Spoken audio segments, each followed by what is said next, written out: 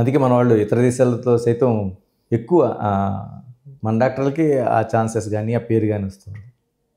Doctor మరొకటి ఆరోగ్యశ్రీకి సంబంధించి మాట్లాడుకుంటే బకాయిలండి. ప్రైవేట్ ఆసుపత్రులకి 2 రాష్ట్రాల్లో కూడా అక్కడ ఎన్టీఆర్ హెల్త్ స్కీమ్గా వెళ్ళినా ఇక్కడ రాజీవ్ ఆరోగ్యశ్రీ మా హాస్పిటల్ అయితే ఆరోగ్యశ్రీ లేదు. నేను జనరల్గా మీరు అంతకుముందు ఆ బాధ్యత చూశారు కాబట్టి అంటే కోట్ల రూపాయలు పెరిగిపోయి ఉంటున్నాయి. ఏంటి ఏమైనా పరిష్కారం ఉందా ప్రభుత్వానికి? అంటే ఈ రెండింటి మధ్య ఎప్పటికప్పుడు వీళ్ళు మేము ఆ సేవలు నిలిపివేస్తామని మేము నడపలేకపోతున్నామని చెప్పటం, ఆ తర్వాత ప్రభుత్వం నెగోషియేషన్స్ చేయటం, మళ్ళీ ముందుకెళ్ళటం. అన్ని గవర్నమెంట్స్కి ఉండే ఇబ్బందులే కదండి, ఇంకా తప్పదు అది. సో ఇది మేనేజ్ చేసుకుంటూ పోతూ ఉండాలి అంతే. అంతే. డాక్టర్ ఇందాక మీరు ఒక విషయాన్ని గుర్తు చేశారు, స్పెయిన్కి సంబంధించి. ఈ మధ్యకాలంలో ప్రతి ఒక్కరు కూడా కూర్చొని చేసే ఉద్యోగాలకే ఇంపార్టెన్స్ ఇస్తున్నారు, అవే నడుస్తూ ఉన్నాయి. ఈ మధ్యకాలం ఎక్కువ వింటున్నాం L1, L2 అని, L3 అని, ఇలాగా ఈ నెంబర్స్ కూడా సామాన్య ప్రజలకు అలవాటు అయిపోయింది. ట్రూ. సో యూజువల్గా ఏంటంటే మనిషి మిగిలిన యానిమల్ కింగ్డమ్తో పోలిస్తే మనిషి ఇరెక్ట్ పోస్చర్ వచ్చింది. హ్యూమన్సే 2 కాళ్ళ మీద నడిచేది హ్యూమన్సే కాబట్టి ఈ పోస్చర్ వల్ల ఈ స్పైన్లో డీజనరేషన్ అనేది మిగిలిన యానిమల్స్కి ఉండే డీజనరేషన్ మనకు వస్తుంది. ఓకే. సో ఏదైతే మనకి ఎక్కువగా మూవ్ అయ్యే పార్ట్స్ ఆఫ్ ద స్పైన్ ఏవైతే మనకు మెడ ఒకటి ఎక్కువ మూవ్ అవుతుంది, అట్లనే కింద బ్యాక్ ఎక్కువ మూవ్ అవుతుంది. సో మనం routine day to day things కానీ వేటిల్లో అయినా కానీ కింద బ్యాక్ మెడ ఎక్కువ మూవ్ అవటం వలన ఆ ఏరియాస్లో ఏంటంటే ఆ బోన్ మధ్యలోని ఆ డిస్క్స్ ఉంటాయి, తర్వాత లిగమెంట్స్ ఉంటాయి, జాయింట్స్ ఉంటాయి. ఇవన్నిటిల్లో కూడా మనకి ఎట్లయితే మోకాళ్ళలో ఆర్థరైటిక్ చేంజెస్ వస్తాయో అట్లనే చేంజెస్ వస్తాయి. ఆ చేంజెస్ కొంతమందిలో ఎక్కువ రావచ్చు, కొంతమంది తక్కువ రావచ్చు. సో దాని వలన కొంత ఈ బ్యాక్ పెయిన్, నెక్ పెయిన్ ఇవన్నీ వస్తుంటాయి. డెఫినెట్గా మనమైతే కొంత కేర్ తీసుకొని కొంచెం నెక్ ఎక్సర్సైజెస్, బ్యాక్ అవకాశం ఉందండి అలాగే. నెక్ ఎక్సర్సైజెస్, బ్యాక్ ఎక్సర్సైజెస్ రెగ్యులర్గా చేసుకోవటం, మన నెక్ని ప్రొటెక్ట్ చేసుకోవటము. ఎక్కువగా ఈ మొబైల్స్ రావటం వల్ల నెక్ ఎక్కువ బెండ్ చేసి చూస్తూ ఉండటము, ఇవి కొంత స్క్రీన్ టైం అనేది మనకు విపరీతంగా పెరిగింది. సో వీటన్నిటి వల్ల కొంత ఇవి వచ్చేదానికి ఆస్కారం ఉంది. అందుకని ఏంటంటే అవి కొంచెం తగ్గించుకొని ఈ కొంచెం neck muscles, back muscles strengthen చేసుకుని ఎక్సర్సైజెస్ రొటీన్ చేసుకుంటే ఇవి తగ్గేదానికి ఆస్కారం.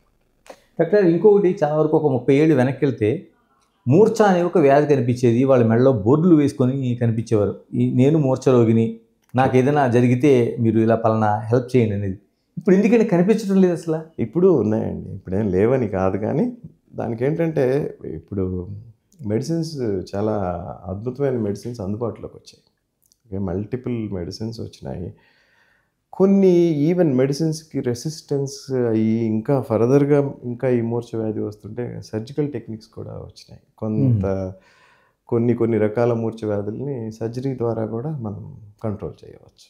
జెనెటిక్ అండి కొన్ని జెనెటిక్ కండిషన్స్లో ఈ ఫిట్స్ వచ్చేదానికి ఆస్కారం ఉంది. ఇంకోటి, ఇప్పుడు మనం ఏదైనా చేస్తే ChatGPT, AI నన్ను అడిగితే బ్రెయిన్కి చాలా ఆ పని చాలా సులభమైపోయింది. ఒకప్పుడు చాలా వరకు రాసే ఫీల్డ్కి తీసుకుంటే వాడు దాన్ని స్టడీ చేయాలి, లైబ్రరీకి వెళ్ళాలి, లేకపోతే ఇంకో గూగుల్లో వెతకాలి, తర్వాత దాన్ని రిటర్న్ చేయాలి. ఇప్పుడు అలా కాకుండా ChatGPTకి ఒక కమాండ్ ఇస్తే చాలు, అది పేర్చి పెడుతుంది. ట్రూ. ఏం కాబోతుందండి మన బ్రెయిన్? ChatGPT చేసే పని ChatGPT చేస్తుంది, మన బ్రెయిన్ చేసే పని మన బ్రెయిన్ చేస్తుంది. సో పాతకాలంలో నీకేంటంటే ఇన్ని రకాల ఎక్స్పోజర్స్ లేవు బ్రెయిన్కి ఆర్ హ్యూమన్కి. ఏదో చిన్న ఒక విలేజో లేదో ఒక తాలూకా ఏరియాకో కన్ఫైన్ అయ్యి ఆ చిన్న పనులు చేస్తూ జీవితం గడిచిపోయేది. ఇప్పుడు వరల్డ్ ఓపెన్ అయిపోయింది, ఇక ట్రావెల్ చేస్తున్నాము, వరల్డ్ ఓపెన్ అయిపోయింది, మల్టిపుల్ విషయాలు తెలుసుకుంటున్నాం మనం. సో మన బ్రెయిన్కి పని అయితే తక్కువేం లేదు, బ్రెయిన్కి బాగానే పని ఉంది. ఈ ChatGPTs ఇవి కూడా ఐ థింక్ ఈ ఆర్టిఫిషియల్ ఇంటెలిజెన్స్ చాలా రివల్యూషనైజ్ చేయబోతుంది. లైఫ్లో అన్ని ఆస్పెక్ట్స్లో ఎలాగ చేస్తుందో మెడిసిన్లో కూడా అది రివల్యూషనైజ్ చేయబోతుంది. ఎందుకంటే ఒక హ్యూమన్ బ్రెయిన్ ఒక డాక్టర్స్ బ్రెయిన్ కొంత ఇన్ఫర్మేషన్నే ప్రాసెస్ చేయగలుగుతుంది. ఓకే. కొంతవరకే నువ్వు అడ్వాన్సెస్ లెర్న్ చేసుకోగలుగుతావు. ఓకే, కానీ ఏఐకి ఆ లిమిటేషన్స్ ఏమి ఉండవు. సో అందుకని ఫ్యూచర్ అంతా కూడాను ఆర్టిఫిషియల్ ఇంటెలిజెన్స్ని వాడకుండా డాక్టర్ కూడా ఏమి చేయలేని పరిస్థితి కూడా రావచ్చు. ఓకే, సో దాని గైడెన్స్తోని డాక్టర్ యాక్ట్ చేసే ఇది కూడా ఫ్యూచర్లో రావచ్చు. మనకి పిల్లలు బట్టి పట్టడం ఎందుకు, క్లాసులకు వెళ్ళి చదవడం ఎందుకు, దాన్ని మరి తిరిగి ఎగ్జామ్ రూపంలో రాయడం ఎందుకు, ఇవన్నీ కరెక్టే, మీరు చెప్పింది అయితే కరెక్ట్. అసలు యూనివర్సిటీ ఎడ్యుకేషను అవసరమా అన్న క్వశ్చన్స్ కూడా ఇప్పుడు డిస్కషన్లో ఉన్నాయి. Okay, universities only for research కోసమే యూజ్ అవ్వాలా, ఈ మిగిలిన ఎడ్యుకేషన్ అంతా కూడా తను ఇండివిజువల్గా చేసుకోగలిగినంత మెటీరియల్ అందుబాటులో ఉంది ఈ రోజున. ఎగ్జాక్ట్లీ. సో యూనివర్సిటీస్ రోల్ ఎట్లా ఉంది, ఇవి కూడా ఐ థింక్ నియర్ ఫ్యూచర్లోనే డిస్కషన్స్కి వస్తాయి. ఇంకోటి చిన్న చిన్న విషయాలు మనం అంటే గుర్తించలేని అల్జీమర్స్ మనకు కనిపిస్తూ ఉంటుంది. మన ఫోన్ నెంబర్ తప్ప ఇంట్లో వాళ్ళ ఫోన్ నెంబర్ కూడా గుర్తులేని పరిస్థితి. మన వెహికల్ నెంబర్ అడిగితే మనం 2 సార్లు ఆలోచించుకోవాల్సింది. ఇదంతా అల్జీమర్స్ అనేది ఇంకా ఏజ్ పెరిగే కొద్దీ ఈ అల్జీమర్స్ డిసీజ్ డిటెక్షన్ కూడా ఎక్కువ అవుతూ ఉంది.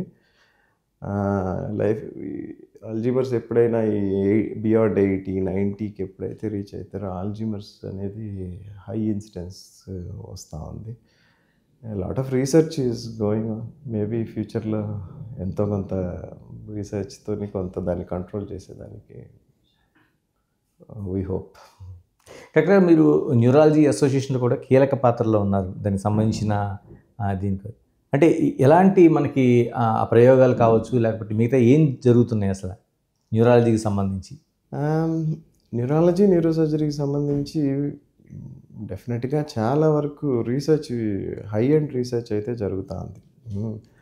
ఎయిదర్ అది మెడిసిన్స్ ఐడెంటిఫికేషన్ కానీ, మెడిసిన్ రీసెర్చ్ కానీ, తర్వాత నేను చెప్పినట్లు ఇట్లా రోబోటిక్స్ కానీ, సర్జరీలో యూజ్ అయ్యే ఈ ఎక్విప్మెంట్ మీద కానీ, తర్వాత జెనెటిక్ రీసెర్చ్, వేరియస్ డిసీజెస్కి జెనెటిక్ రీసెర్చ్ కానీ చాలా ఎక్స్టెన్సివ్గా జరుగుతుంది. వెరీ నియర్ ఫ్యూచర్లో కొంతవరకు ఈ రీసెర్చ్ మనకి బెనిఫిట్స్ కూడా అందిస్తుంది. మన దేశానికి ఉందండి, లేకపోతే ఇతర దేశాల్లో జరుగుతుందని మనం చూడాల్సిందే? ఒకప్పుడు ఓన్లీ ఇతర దేశాల్లో జరిగేది, ఇప్పుడైతే చాలా రీసెర్చ్ ఇండియాలో కూడా జరుగుతుంది.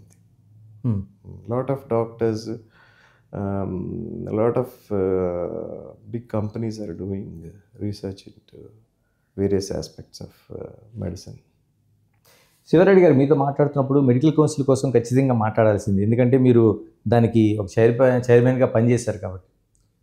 మెడికల్ కౌన్సిల్లో ఇప్పుడు ఎడ్యుకేషన్ నుంచి వస్తున్న వాళ్ళకి ఉండే పరీక్షా విధానం కావచ్చు, ఇతర దేశాల్లో ఉండే చదువులు కావచ్చు, ఒక కన్ఫ్యూజన్ అనేది కనిపిస్తుంది. అంటే అంతకుముందు ఇతర దేశాల చదువుకున్న వాళ్ళు మాత్రమే ఇబ్బంది పడేవాళ్ళం, ఇప్పుడు ఇక్కడ ఉండే వాళ్ళని కూడా మళ్ళీ మేము ఎగ్జామ్కి వెళ్ళాల్సిన అవసరం ఉంది, ఇలాంటి అనేక సెక్టార్స్ కనిపిస్తున్నాయి. మీరేమంటారు అసలు? ఎప్పుడు ఈ రీసెంట్గా వచ్చిన చేంజెస్ అయితే అవన్నీ మెడికల్ ఎడ్యుకేషన్కి మంచి చేసేవిగానే ఉన్నాయి. ఓకే, ఏవైతే ఎగ్జిట్ ఎగ్జామ్ ఉందో ఆ ఎగ్జిట్ ఎగ్జామ్ అనేది ఇప్పుడు చాలా దేశాల్లో ఉంది, చాలా దేశాల్లో ఇంట్రడ్యూస్ చేస్తున్నారు ఆ ఎగ్జిట్ ఎగ్జామ్. అదే ఎగ్జిట్ ఎగ్జామ్ ద్వారా ఫర్దర్ స్టడీస్ ఏవైతే పోస్ట్ గ్రాడ్యుయేషన్ ఇవన్నీ కూడా ఆ ఎగ్జామ్ బేస్డ్గానే సెలెక్ట్ చేసుకోవచ్చు. తర్వాత ఏదైతే ఈ ఫారెన్ గ్రాడ్యుయేట్స్ ఎక్కడ వేరే దేశాల నుంచి వస్తున్నారో వాళ్ళు కూడా ఈ ఎగ్జిట్ ఎగ్జామ్ అనేది కంపల్సరీ. ఎందుకు అంటే అక్కడ కరిక్యులమ్స్ కొంత డిఫరెంట్గా ఉండవచ్చు, అక్కడ డిసీజ్ ప్రొఫైల్ కొంత డిఫరెంట్గా ఉండవచ్చు. సో కొన్ని కంట్రీస్లో మలేరియానే ఉండకపోవచ్చు. ఓకే, కొన్ని కంట్రీస్లో ట్యూబర్క్లోసిస్ అంత ఎక్కువగా ఉండకపోవచ్చు. సో మనకి ఎండమిక్గా ఉన్న ప్రాబ్లమ్స్ కొన్ని ఉంటాయి. ఇవన్నీ కూడా వీళ్ళు అర్థం చేసుకోవాలి. అందుకని ఏంటంటే ఆ ఇంటర్న్షిప్ ఏదైతే ఉందో ఆ టైంలో ఫారెన్ గ్రాడ్యుయేట్స్ ఇవన్నీ నేర్చుకుంటారు.